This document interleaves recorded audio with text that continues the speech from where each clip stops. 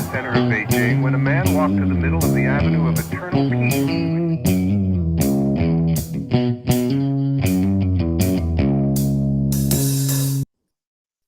Well, all right. Welcome back to the Survival and Basic Badass podcast with Chuck and Daniel. Today we got Daniel Fielding, who wrote a book, The Asset Mindset. Dan, I don't know. First, tell us a little bit about yourself. So myself, I'm a guy that just grew up in a blue collar family. My dad was my biggest, mentor and hero in the beginning. Grew up through life playing sports, doing football, karate, played baseball a little bit. Went to college to get a degree and my real estate license, and then 9/11 happened and changed my world, like it changed so many others' world and lives. And I had to do something, so I ended up joining the military, the U.S. Army, and becoming a Green Beret with the 7th Special Forces Group.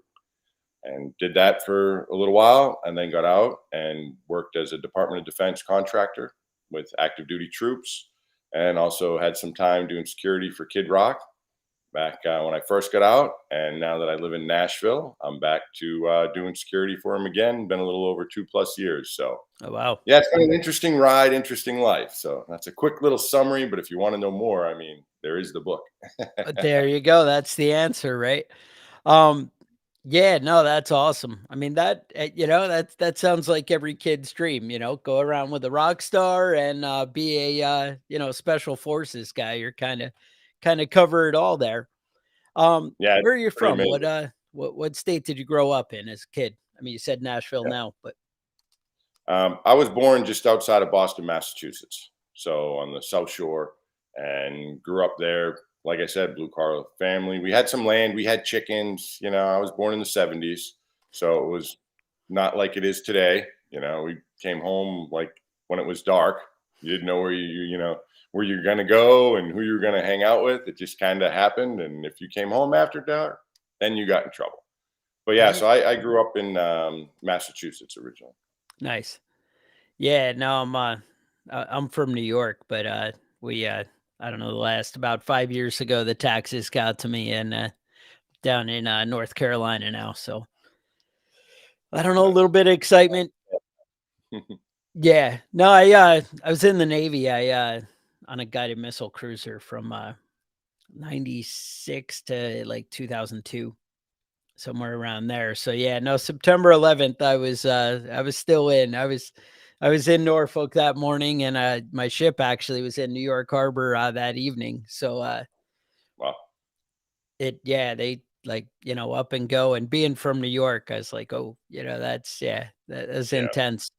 Um so so what is the asset mindset? Like what's the idea? Like I don't know. What's the takeaway we're looking for, I guess, with Well, that? the asset mindset is a life philosophy, pretty much. Like there's a lot of books on mindset, like who to think certain ways.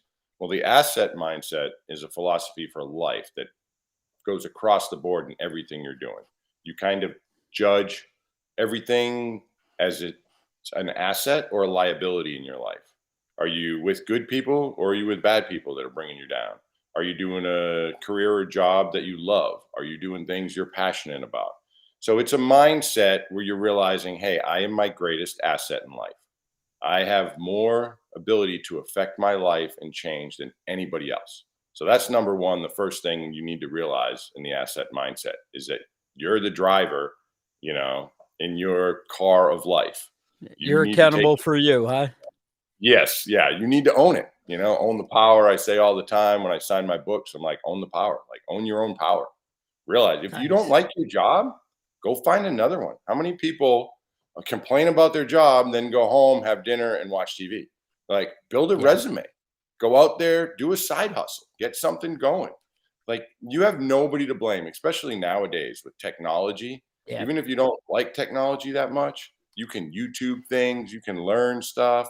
It's all out there. You just need to do the work. That's one of the things I think, like, they always say, with, like you said, you kind of create your world, I guess, is how I interpret what you're saying. I mean, you choose what you choose to be around, and who you hang out with, and what kind of things you focus on. No, I read most of the book, and it was a lot of that kind of, it's the people you surround yourself with. They say you can, take the average income of like the six closest friends, and then that should be like your income, because you kind of, it's that what you believe you're capable of, and also that idea of people tend to focus on negativity or focus on the positive, and it's just like you pick one or the other and you choose the world you make. So no, I appreciate that No, absolutely. And you're bringing into the second point when you talk about, the people you're around. right here. So that's one of your choices. Yeah, So the people you're around do rub off on you. They're influences. Like, there's nothing more influential. I saw in a recent Harvard study. I wish I could quote, what study number, or people could go look it up. But it was saying one of the great successes, or to be successful in life, is surrounding yourself with positive people that are going to lift you up, or that are winners, or that are going out there and doing things and achieving goals. If you're with people that are just complaining, I mean, I like to have a good time, barbecue, cookout, tend to party, whatever. That's all you do. That's sitting around and drinking beer, maybe watching football. Like, there's nothing wrong with that, but you need to have something else that's like the highlight of your week, or something that is, unless you're passionate and you're a player and you're involved that way and that's your dream, great. But my point is, don't waste your time on doing things that aren't going to change your life. And don't waste your time with people that aren't helping you or motivating you. yeah. And that's where it's always so discouraging. You see everybody get so kind of caught up in social media and stuff like that. Like, there's benefits. I mean, honestly, in my mind, you could watch TV 3 or 4 hours a day, and if you were watching the right stuff, it could be an asset and a good thing. You know, Absolutely. like I don't see that as it has to be bad, but maybe watching, reruns of Seinfeld or something, or whatever people watch. I don't know. I haven't had cable in forever, but that's the thing. Like, it doesn't have to be bad. Podcasts can be really, good. I know when I listen to like certain music, I can be like inspired, and it makes me better. So I'm not saying like social media has to be bad. It can bring good things. And honestly, watching YouTube can make you, better and get you closer to your goals if you're doing that all day. But people get so caught up in nonsense and just like kind of time wasting, or I guess it's distractions, right?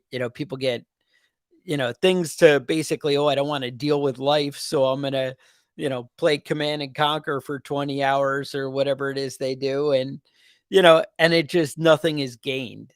And I think that's, like you said, you can kind of create the world you want, but it's going to probably take some effort, to get there. Absolutely. Effort. And then time. I talk about time in my book as being a great asset.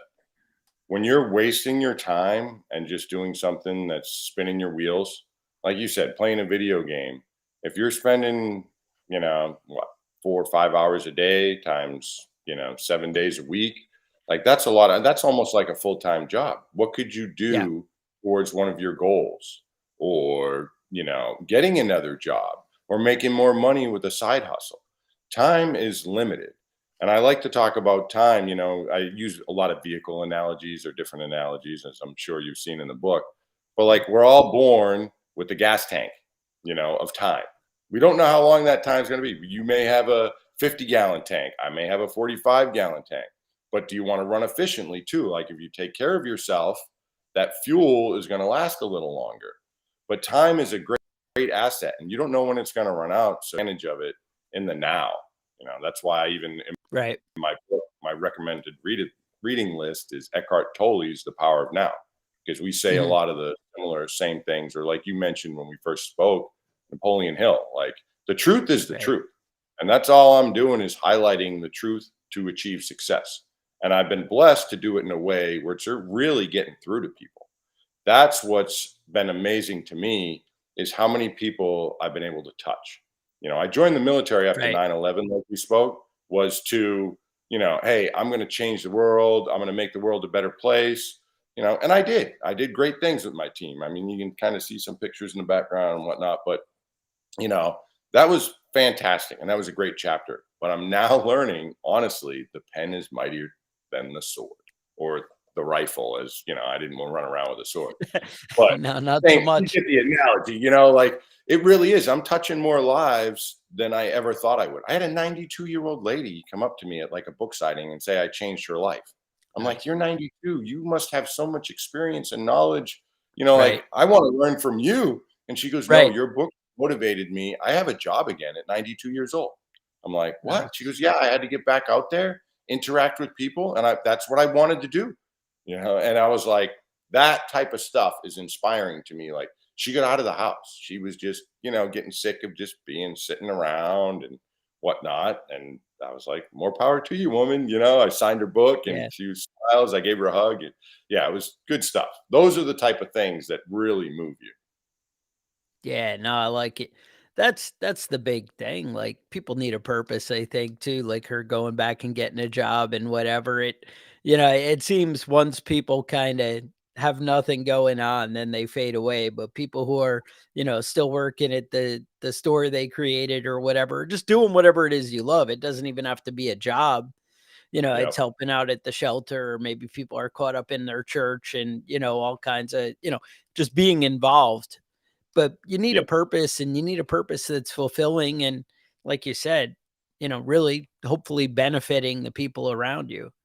I mean, you obviously, have that mindset of like a servant kind of thing. If you put the effort and write this book and being in the military and doing something like that, I like it.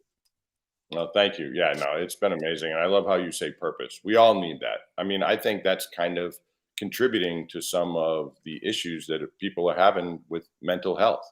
Yeah. Like, if you're not doing something that you believe in, or you don't feel internally, and it may be subconsciously too, like you don't have a purpose, if you feel your life is meaningless, like you're just going to some job you hate, coming home every day to like eat food, watch TV for a little bit, go to bed, get up, do the same thing all over again, like, of course you're going to feel horrible in life. Of course that's going to wear on you mentally and subconsciously. If you're doing something, you get up and you are like, wow, I can't wait to work with this person or work on this project, or, oh, I'm going to do this today. Like, that's game changing. And I like to think about any event that you've done in your life, whether it's going on vacation, you were a kid, it was Christmas or your birthday, and you wake up, how do you feel on those days when you have a purpose or excitement? You have no problem getting out of bed. You're going on a vacation and getting on a flight to go to the Bahamas or do something. Or if it's your birthday and you're going to be opening presents or got a party to go to, or whatever it may be, a wedding, those days, that'll show you right there the difference between living with a purpose and just going through the motions.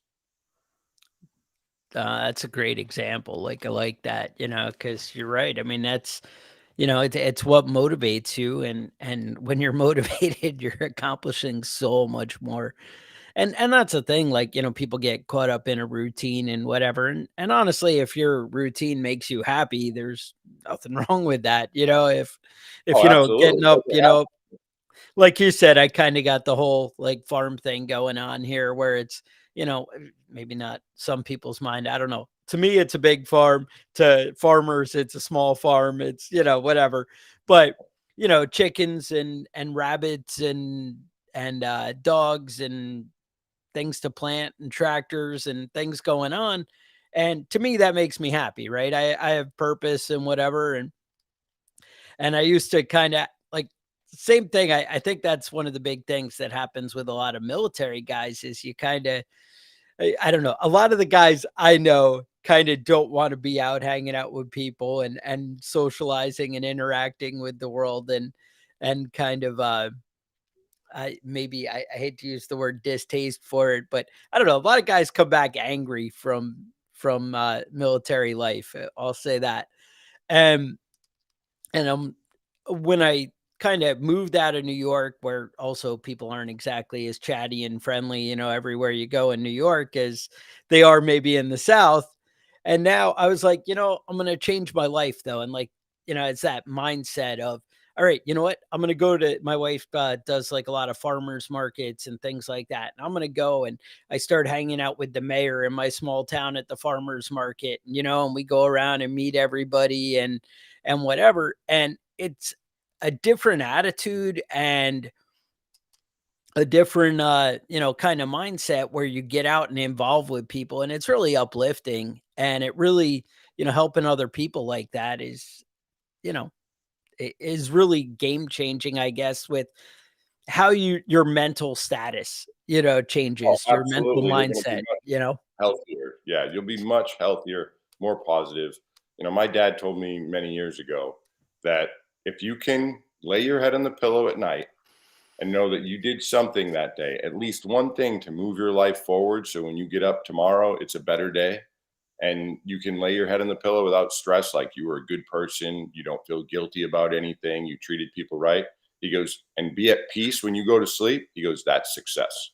Yeah. And I think he's absolutely right on. It doesn't matter what success is to me, to you, or to any of your viewers. It matters to them what it is.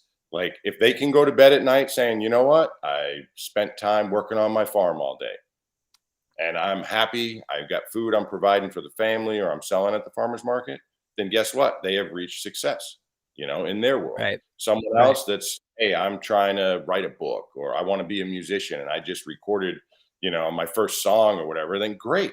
We all have different things or ideas that make us happy and what success is.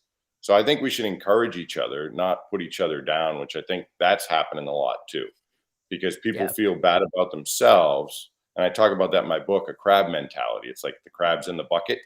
Oh, I know it. You have one in there, he can crawl out. You put a Yeah. bunch in there. Every time one gets close to climbing out, the other ones pull it back down. It's like they don't want to see the other one be successful and get out. Now, not everybody's like that. And that's why I say you got to surround yourself with good people. But that is very important if you want to have success and purpose, is to find the motivation you want. And I try and do that in my book too. Like that's one of the things I speak about is like, how do you find that spark? How do you go about knowing what am I going to do with my life or what really makes me happy? And that's where you need to take time yourself and have some reflection. Go for a walk, be Right. out in nature, get some alone time, do some meditation, whatever it is that works for you. But you got to figure out and reflect on what makes you happy. Yeah. Well, that's the big thing, is getting out and experiencing different things. I think makes a big difference in, how you're able to choose and shape your world. If you've only known certain things. But I also, back to your kind of crab mentality, yeah, that's so, and it's so obvious when you're looking at it. As far as like, I can hang out with people at work and I'm like, oh, I want to do this, new business thing and whatever. And, guys, oh, that can't work, and they just jump right on and kind of bring you down and defeat your ideas before you even move on. When I work with other people, it's, night and day, of, oh yeah, that's awesome. Look, I've done things like that. You could definitely do that, and it's who you surround yourself with. And that, is one of the benefits of like social media and that kind of thing, where you can find a group of positive people if there's not enough, around you. I mean, I'm not saying that should be maybe where you're going to find it. I like real people, as a general rule, but you know, There's pros and cons yeah, to everything, exactly. Chuck. It's Pros and right. cons It's a to tool, everything. right? Like we say with It's a guns, we tool, say with exactly. everything. It's, it's a tool. It can be good or bad. It can really, benefit you, or it can bring you down. And No, absolutely. that's it's funny. I'm a electrician at I work for Cummins, making the diesel engines. And Oh, nice. so like I'm an electrician, and we kind of have that. It's kind of like that, like the work schedule is like a fireman kind of thing, where if nothing breaks, you're just hanging around and a lot of free time. And I can be working on my podcast or doing, whatever, or I might, have, where I'm nonstop calls and everything's broken and the world's ending. It's one of those things. No, absolutely. But yeah, I mean, what we're talking about here are keys to life and to being successful. And everybody can do it. And that's where I say, like, the asset mindset isn't just for special forces. Now, if you want to be in special forces, you better have the asset mindset. You better be able to overcome obstacles. You better be able to embrace the suck. But you can be a regular person, civilian, male, female, whatever it is, like, you can do that. Like, you can have the asset mindset. Many people have it. I've seen it through, celebrities and people that haven't served. They still get up early or have that work ethic or doing what needs to be done or having the passion to go after their dreams. And they spend hours working on a project or a song or whatever it may be.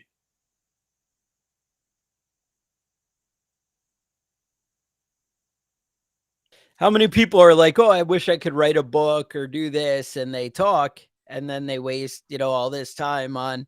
I mean, I don't even know how you do it, how you find the time and commit. But I mean, I guess I do. I end up, working the time with my podcast and things like that. I mean, we actually put a decent amount of effort into, prepping stuff and setting up to, do research. I feel like if somebody's gonna give me their time and, hey, I'm going to spend an hour with you a week or 40 minutes or whatever, then eh, I know I'm not listening to somebody's podcast unless I feel like I'm getting a takeaway, where I'm like, hey, Oh, absolutely. either one, I feel better about myself or whatever.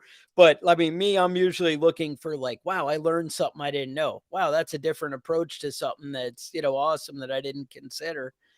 And I want to take away. I want to learn something new. And if I'm going to take up your time, I want to give you something that, hey, it's worth showing up because look, I gave you some knowledge. I don't want to waste your time. It's not, I don't want to just fill the commute to work. You know what I'm saying? I don't want it to Yeah. be like, No, well, I got absolutely. through it. Well, if you want to know any prepping stuff from a Special Forces Green Beret, we can talk that stuff too. I might know or have some experience about, getting ready. Yeah, exactly. No, I'm sure. Now, well, what is your kind of take on the world right now? What are you thinking as far as what's going on? I mean, it's I kind of think crazy out there. it is. It is crazy. But if you study history, this isn't the only crazy moment in time. Yeah, So that I always kind of fall back yeah, on. I mean, you can look at the Cuban Missile Crisis. You can look at World War One, World War Two, all these different things. Is it crazy? Do I feel we're teetering a little bit? Yes. Do I feel we're kind of losing our way as a country a little bit? Yes. But are we salvageable? That answer is also mhm, yes.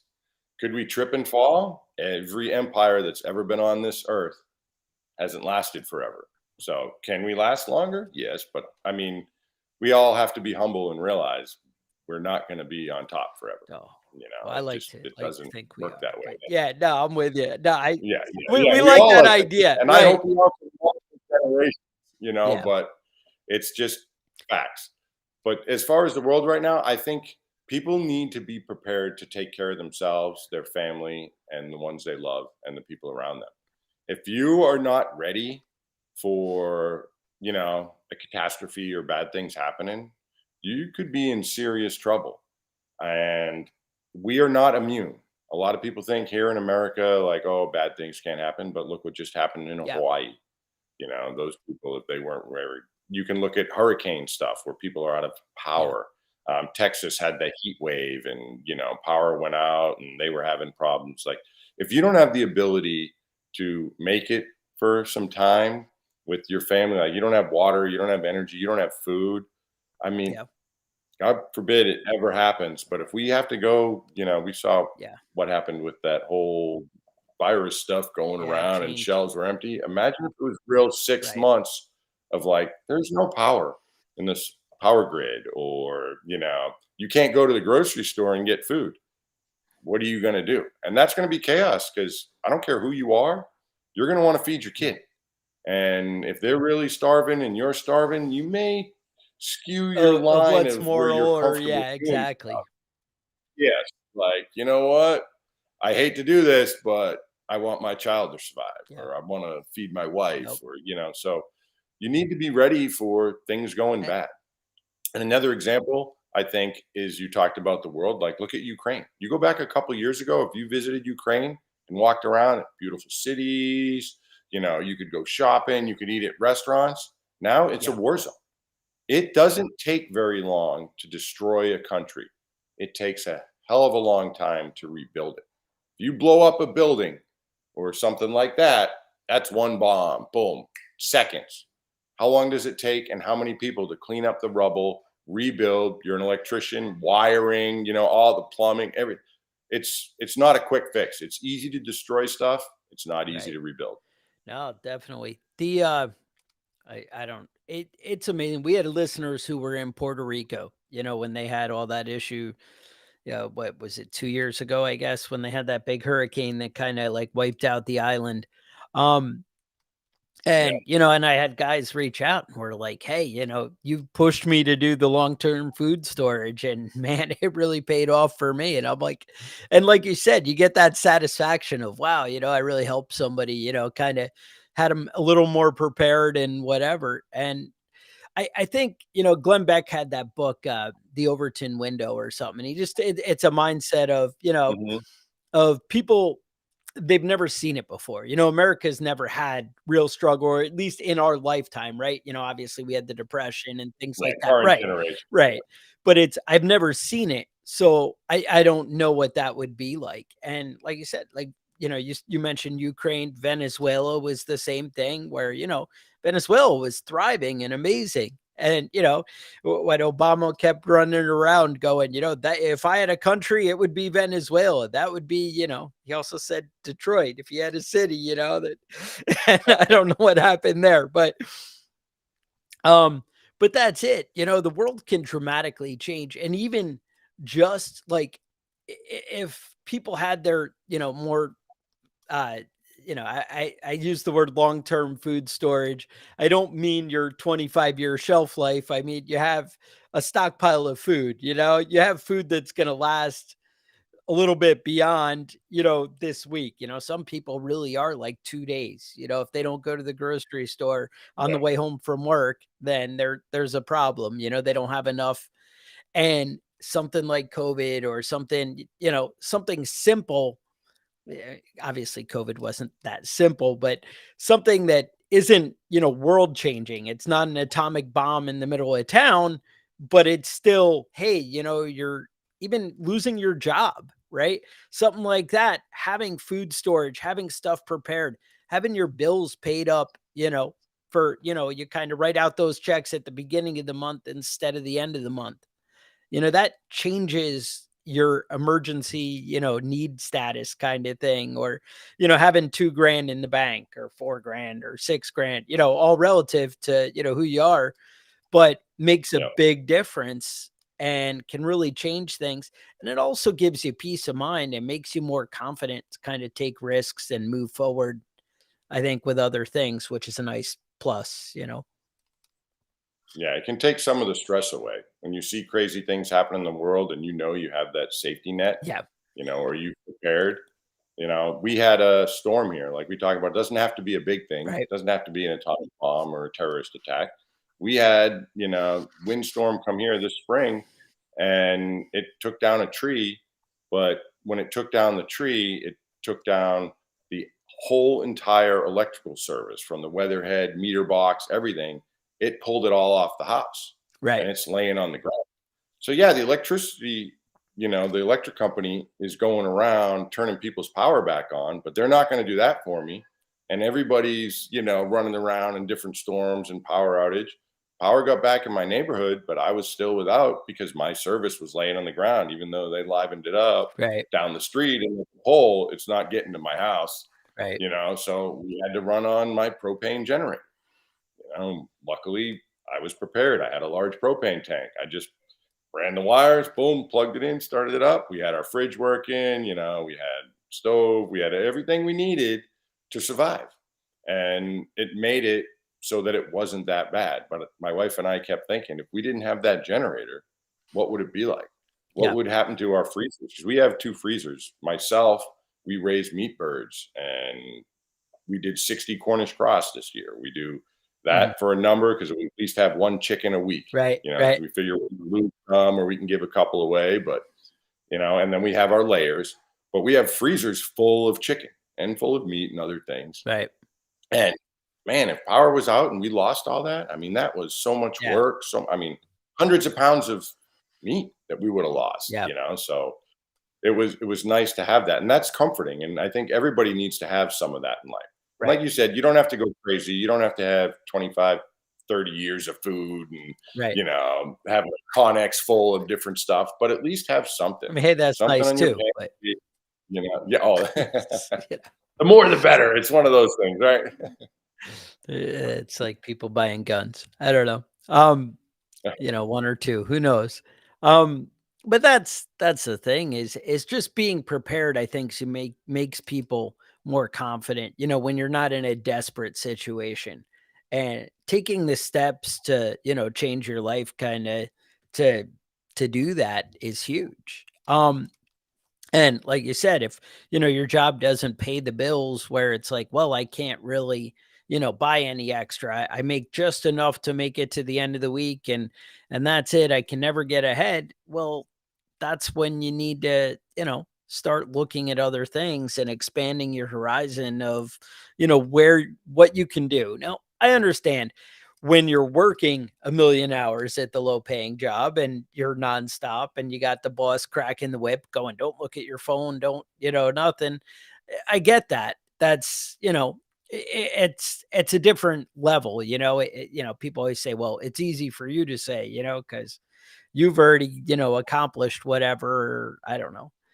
I mean, I No, no, people like to do that to make themselves feel better, and that's where I'm trying to really make that mental shift and change in Mhm, people with the asset mindset, is you need to make the changes. Like you're saying, like, "Oh, I work all week," and, you may be working hard, mhm, but you know what? We can all do a little more. You yeah, can do that little bit of extra, find something, or if you need a new skill set, maybe you need to study and learn to get a skill, to get a raise, to move up that ladder in whatever right, job you're working. right. And that little extra, I like to talk. I've heard this and I stole it from someone and I don't know who, but what's the difference between ordinary people and extraordinary people? It's just that little extra. It's the same way you just put extra in front of it. And like, if you do that in your life, it will absolutely be a game changer. And if you can get the mindset where you start thinking that way instead of I can't and how do I, then it's a game changer. Yeah. No, same. I just read something and I didn't write it down where it came from and whatever, but somebody was talking and they were saying that if you do 4 hours a week, I think it was, towards any goal, you'll be better than like 90% of the people who do it, of actual effort. I know they were talking about like learning to play guitar or karate or, whatever it is that you want to do. And I think sadly that's probably true. People don't No, put it's effort into absolutely bettering, themselves and changing things. And it's not, it's funny when I was a kid, like I did the, guitar player and the rock and roll band thing and whatever, and I was fine and good enough. But I'd see people who are amazing and I'd be like, well, they're born with it, oh, they whatever. And then it was funny, a guy like rolled into town and was like, oh, I have this band, I'm going on tour and my band's on the West Coast and I need a guitar player. I like you as a person, but we'll have to really commit if you want to, come play around with me. And it was like, oh yeah, for the next 3 months we're going to practice 4 hours a day. And then all of a sudden I'm like really good and I'm like, oh, well, so that's what I should have been doing, is like, if you want to change yeah, something, you gotta, put effort in and absolutely. get some skin in the game. And people, I mean, obviously people are born and have natural talents and different things and things that you're, better at or whatever. But it turns out that just making effort for a consistent, amount of time can really be, a big game changer on your ability. And we're so quick, I think, to just dismiss like, well, they're born with it or their dad gave them money or they, whatever it is that makes it easy for everyone else. We always kind of, in our mind, the lazy way, I guess, is to be like, well, That's for the them. mental scapegoat. Yeah, exactly. Yeah. And no, No, I like think that's that's exactly. definitely true for a lot of people, you know? Yeah, and I will tell you, I've heard this across the board in many people in the military. I've heard it in the sports world. I will take effort over talent or heart over talent any All day, day. because you can be born with talent. And if you're not working on it, though, someone that works every day, work ethic and heart can outwin talent. All day. And I'm serious with that. And I think there's a prime example out there in the world. Love him, hate him, whatever. Tom Brady. You know, when he came into the NFL, he wasn't the fastest quarterback. He wasn't the best quarterback, but that guy worked. He learned and put effort in. I remember hearing like he was the first guy at practice and the last guy to leave. And look what that did for him. Nobody, Right. no quarterback has ever won so many Super Bowls. What has he got? Like 7 now or something? Ridiculous. 7 rings. Yeah. You know, it's incredible. But other great basketball players, what they do, you know, Kobe Bryant, he's like, hey, I'm up, you know, shooting this many baskets, doing this. If I do an extra hour or two, you know, a day, that's 365 hours of extra practice I have, you know, just 1 hour, 365 days of practice in a year than my competitors. But if I'm doing two, now I've done, you know, 730, you know, it just, those type of things, that's that little extra, and people can do it. And I hope your viewers realize that, whether it's prepping, whether it's a job, just do that little extra. Yeah. You know, get focused, put the work in, and then you're going to gain momentum. It's hard in the beginning. It's like the first time you go to the gym, you know, oh, the next day you're sore and it's hard, but the more you do it, you adapt. Right. You know, you overcome those problems and it starts feeling good and you gain momentum. So whatever the dream or the goal you have is, if you can get momentum going, I mean, you're gonna go a lot further than you think you could. Like I never imagined that I would be where I'm at. Right. You know, when I was a kid in high school, I came from a small town. You know, there was like, geez, just not even that many. I think my whole entire school, ninth through, you know, 12th grade, high school, had like 400 kids. Yeah. It's You know small. what I mean? And there's graduating classes Yeah. that have more than 400 kids at some Yeah. schools. Now it's not the smallest school in the world, Right. but you know, like I've talked to some old friends and they're like, I can't believe like, you know, you work for Kid Rock or you know, Right. you've been in That's cool. special Right. forces. Yeah. How did that like how did you come from this small town here, you know, in the suburbs, like to know and do and achieve all this stuff? Like Right. so it's possible, and the American dream is still out there. Nice. You know, your dreams are out there. Whatever it is you want to do, you can make it happen. You just got to do the work. Yeah. But you can make the work fun too. Now, definitely, like you said, though, that mindset. It's funny. I've lately have been in kind of sitting in on the hiring process and looking at new, candidates coming in for our mechanics and electricians. And I'll get guys who are like, "Yeah, I've been doing this 25 years," and we'll ask them questions and whatever. But they're confident and whatever. But you can just kind of see that they already know it all. It's one of those. I always like to say, you can't learn anything if you already know it all. And Yeah. that's the thing, but if I get a guy who's like, "You know what? I really am willing to put the effort and learn this. I don't know this one thing, this one section of the job, but that I could really," that to me right away, I'm like, "Oh, cool, that guy's fine." I'm not worried about the couple of skills that you don't have because, like you said, being trainable or whatever is, but and that's so much better than the guy who believes he already knows it all. That's but No, absolutely. And that's now. where I'm going to keep falling back on the mindset is so key. And having that asset mindset philosophy, you're always growing. You know, you were in the military too. I mean, you were in infantry, but like we always say, the fighting positions, you're always improving your fighting position. You Mhm. know, you don't just build a hide site and then leave it.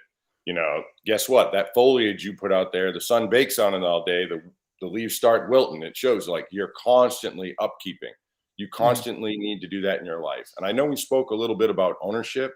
I'm going to go back to that now Yeah. because I think people need to understand how much ownership they need to take of their goals and their dreams. If you have a pet, I know you mentioned a dog. What do you have to do with that dog? every day you need to let it out. You need to feed it. You need to water it. You need to keep it healthy. You need to take care of it. You need to pet it, groom it, take it to the vets, give it whatever medicine it needs. Every day you are owning that pet. You need to own your dreams and own your goals like you own your pet. Are you working on a dream every single day? Like you take care of your pet? That's ownership. So if you need to make something happen, that's how you need to own it. I like it. No, I think that's right though. And people, like I said, it's so easy to be mentally lazy and just dismiss it as, well, that's for other people. But I think you're right on. It's people need to, own it and move forward. And that's even, the job that I'm at now. I did good, but I didn't have like benefits, so I had my own like small business, or I worked with another guy and for a small business, and the other guys, whatever.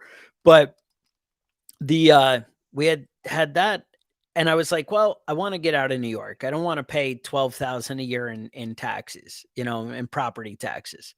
And now I'm like 1,400 or something. It's a little different shift, and I'm like, Yeah. we could change that. And and gun laws were important to me, and New York was definitely going in the wrong direction. And I was like, I need to find a way out. But in order to do it, I had to do the uncomfortable of, well, one, I may have to go work for somebody where, I'm working for a company, which I'd not done in forever or whatever.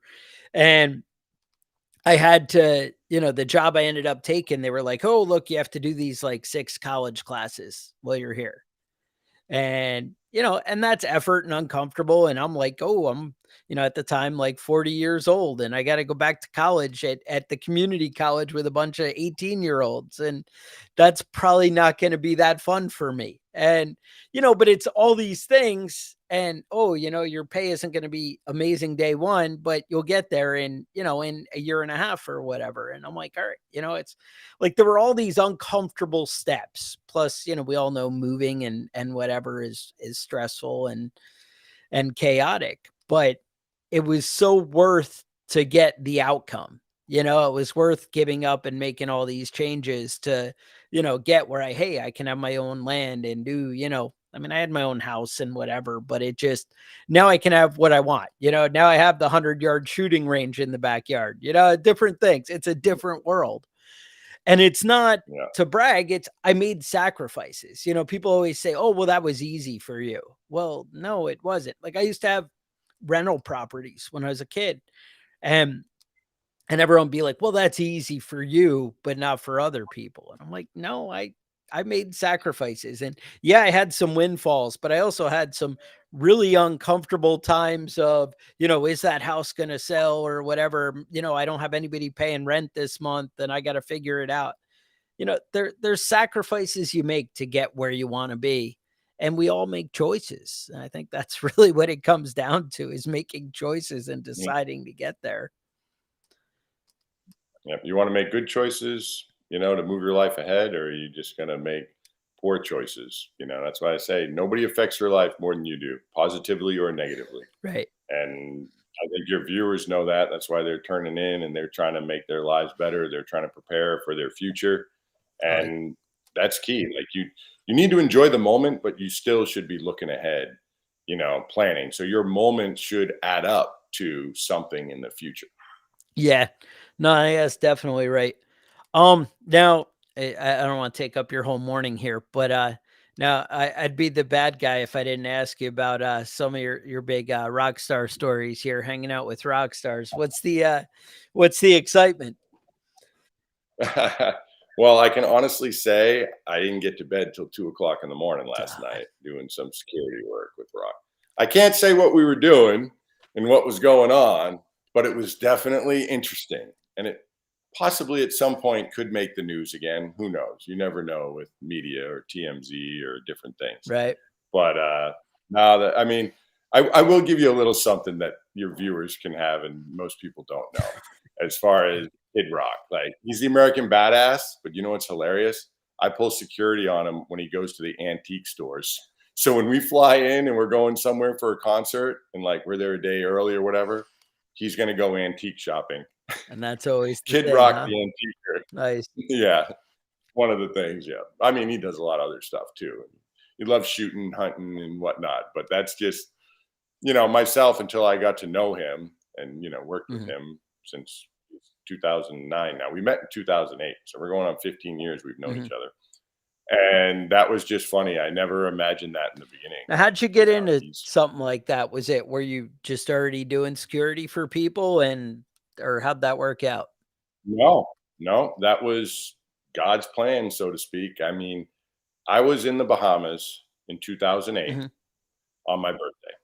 So the year before, I was in Afghanistan, literally running missions and Right. clearing houses and whatnot on my birthday. So I wanted to do something, that following year. And I just gotten off active duty, like 10 days before or something like that, a week before.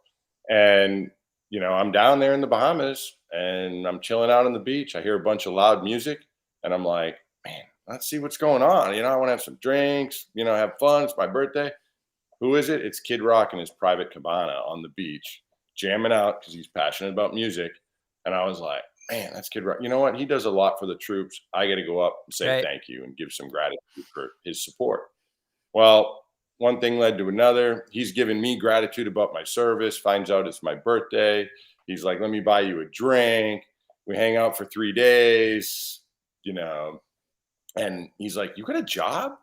And I'm like, well, I'm looking at doing some stuff and some contracting work or whatnot. But he goes, well, when I get back from Europe, because he had to go over to Europe or something, he goes, I'm going to hit you up. I might have something for you. And I'm Nice. like, yeah, right. Okay. Yeah, Kid right. Rock down in the Get Bahamas. right on that. Yeah. He's going to call me for a Right. job. He's a man of his word, and he did. And I went, and he's like, I'm happy if you're happy. You do a good job. You Nice. work hard. And I'm like, okay, I'll take the job. And I'd worked for him for 2 years and maintained a friendship. I went back because touring slowed down Mhm. and I was still, I like serving and being with the active duty military still in that community. So I was still doing my DOD work, working with Green Berets and Navy SEALs and whatnot. So that Yeah. was still good to like be in the fight to some degree, but passing the torch on.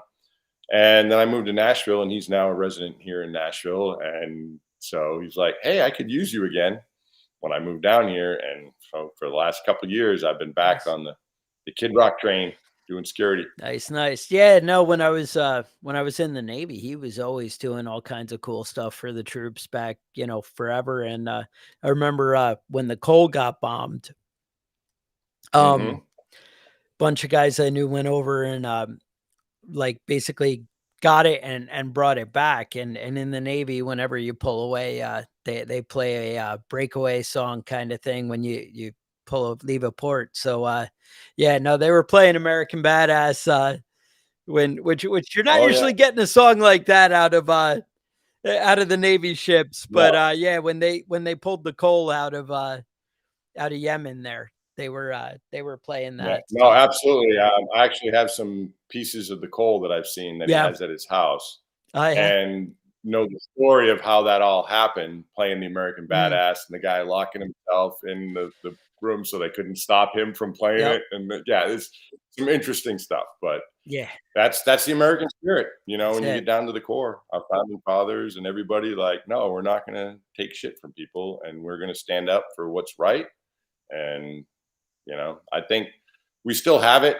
We just need to rekindle it a little bit. But I think the pendulum swings back and forth in life and throughout history. So I think we'll be having a swing back to more core I hope values so. and not the foolish minority ruling the majority. Yeah, I hear you. Sometimes those lessons come hard. But I Oh yeah, will say, like, people get like, oh, well, politicians were never this corrupt and never, this, slanderous or whatever. And then you read some of the stuff of like the campaigns with the founding fathers and stuff like that. And they were pretty crazy back then too. And, it's kind of always been there. And it just, like you said, kind of goes in cycles a little bit of, how aggressive and how open it is, I guess. But no, it definitely, it repeats itself, history, but I'm afraid that the learning curve may be a little hard and long, and we'll see. We'll see how it plays out. It's yeah, better to be prepared, I guess, is the well, answer. So absolutely. prepared for everything. So if people want to get their mind straight and kind of figure out how to kind of maybe change their attitude, their approach on life, and find out how to get ahead, they want to check out your book, The Asset Mindset. Where are we going to get it? Well, you can go to my website, theassetmindset.com, and go to the book section, and you can click buy now, or you can type in bit.ly /the asset mindset, and that'll take you to my publisher's Simon & Schuster page. And then you can pick and choose where you want to buy it at Amazon, Barnes & Noble, Books A Million. Any one of those places have it. We're all over the place. Nice. And if you get the book and you like it, please leave a review. Chuck, please leave a review. Reviews help a lot with all the algorithm stuff, as I'm sure you know, with podcasts and things. A lot of that technical stuff helps out. So. Yeah. And thank you for having me. And hey, it was if enjoyable. You buy it now leave the reviews now, it'll give you the big push to make it a New York Times bestseller. It's really what we're after, right? That's what I'm hoping for. Fingers crossed. Living your best life. Christmas is right around the corner. If you know anybody that, it doesn't have to be just for yourself. If I get a second, I can share a quick story. Yeah. There's a gentleman that got the book, and he got it for himself. Well, it turns out his daughter got a hold of it and ended up reading it, and it changed her life. She was in therapy dealing with mental health issues, anxiety, depression. And he goes, my book in a week changed her more than 3 years of therapy that they've been sending her to. He goes, I saw that change. He goes, I bought the book for all my nieces, nephews, everybody I knew that could need the help mentally. So don't just think of yourself, think of the circle around you and the people that, maybe you can help. So really everybody needs to go out and buy 4 or 5 copies. Just be ready to go. That would help. All right. So, and like he said, reviews when you buy the book, reviews for the podcast, anywhere you're listening, comments, give it a like, all that stuff on YouTube. We appreciate it. Otherwise, I would say stay safe, and we will talk to you guys next week.